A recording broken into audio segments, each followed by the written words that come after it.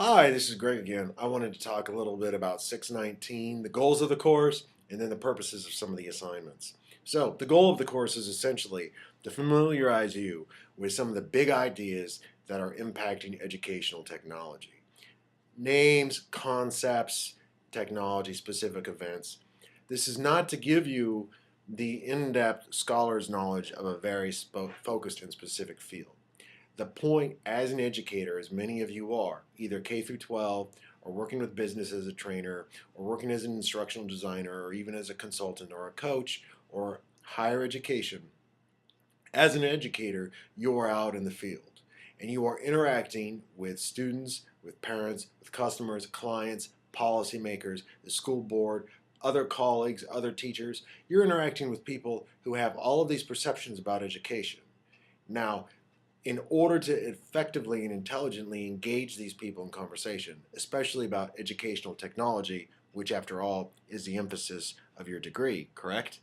In order to engage them, we need to know the big ideas and the big thinkers. So, our goal here is to expose and engage each quarter on a different theme, a different focus. So, those are the general goals of the course. The specific goals of this course, as I indicated in another video, are to focus on search information in Google. There is no way that we can talk about educational technology or technology in the classroom without talking about Google. It just is not going to happen. Everybody's going to talk about Google. So you need to know a little bit more about search and information in Google in order to engage intelligently on these issues. Okay, part two. Yay, part two. Can you tell I'm excited? I'm really excited about this class. The assignments for this class are shorter than they normally would be during the 10-week course. I don't have a long paper in this course. This does not mean that my expectations for the quality of your writing has decreased. No, it actually has increased. My expectations are higher because you're going to be writing shorter pieces. That means they need to be powerful. That means they need to be eloquent. That means they need to have punch. They need to be interesting and engaging. You need to use support from your sources and documentation. Okay?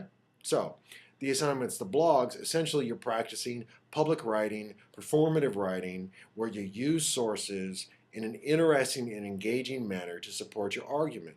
You're engaging as a public intellectual, and this is in part practice for when you will speak to others outside of academia, but it is also in terms of speaking to your colleagues and me and other faculty and your peers. Ideally, you will become so addicted to blogging that you will be typing up all of the time and you will engage as a public intellectual on educational technology and you'll become a leader and a forefront commentator that everybody links to and is interested in. If that doesn't happen and there's 40 followers, then huzzah, you have more power than most of the bloggers already do online. Second thing, digital citizenship. We talk about digital citizenship, but we also need to practice it and we need to demonstrate it. As we all know, it is very easy, very, very easy to talk, talk, talk, talk, talk. But it is very difficult to actually follow through on what we discuss.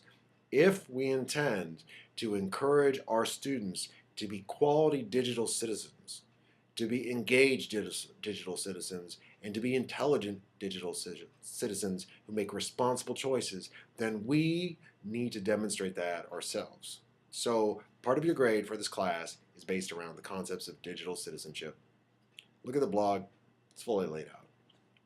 Finally, your 3 persuasive letters. This is where I want to see your writing float, sparkle, knock me over, knock my socks off.